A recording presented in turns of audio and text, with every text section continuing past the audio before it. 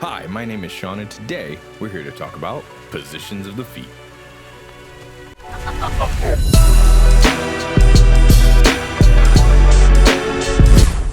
While performing on the field or in a gym, we have some very defined positions and postures. In this video, we're talking specifically about our feet and legs. On screen now are the positions of the feet as defined in ballet. In the marching arts, we often take these classical definitions and adapt them.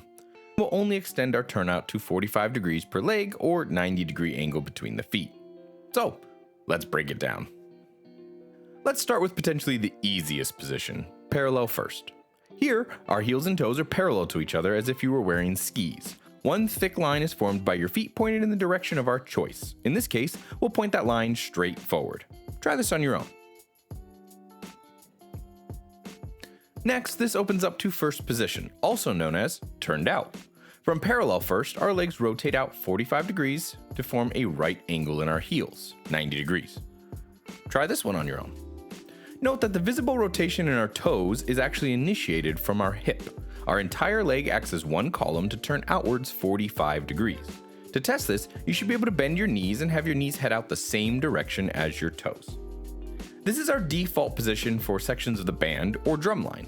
If it's not otherwise defined, assume that we will be setting up in first position, turned out.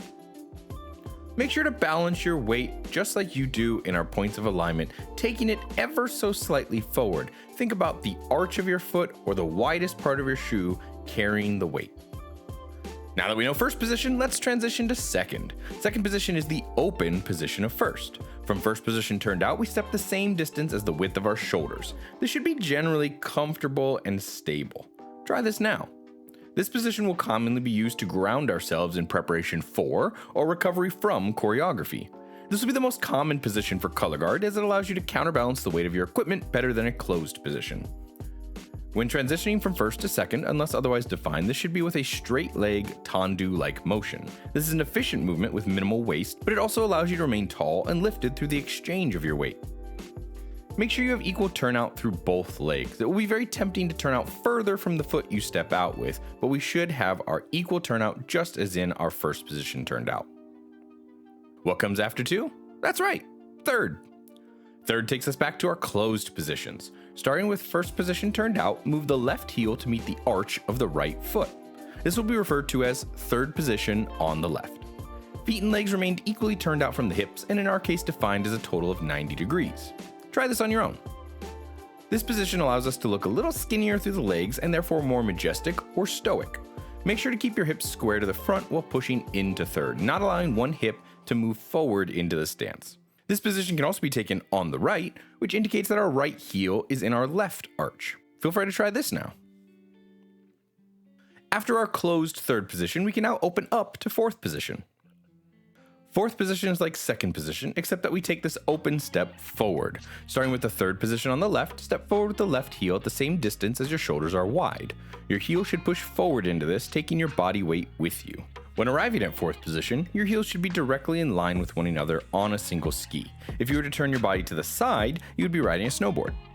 Legs and toes remain turned out at a defined 45 degrees each, giving us a straight-legged, lunge-like look. If you haven't already tried this, try it now. You can also imagine fourth position as a second position going forward. In second position, our heels are in line to our sides, and in fourth position, our heels are directly in line in front of us. And with that, we've learned all 6 positions that are commonly and uncommonly used in the marching arts. Time for a pop quiz. Take a look at these positions of the feet. Which one is first position? Which one is third? Unless otherwise defined, when stepping between the positions of the feet, should you step with a straight leg or a bent knee? If you said straight leg, you're a winner. When stepping into fourth position, you guide your traveling leg straight to the side of your body. True or false? False. Fourth position is directly forward from third position.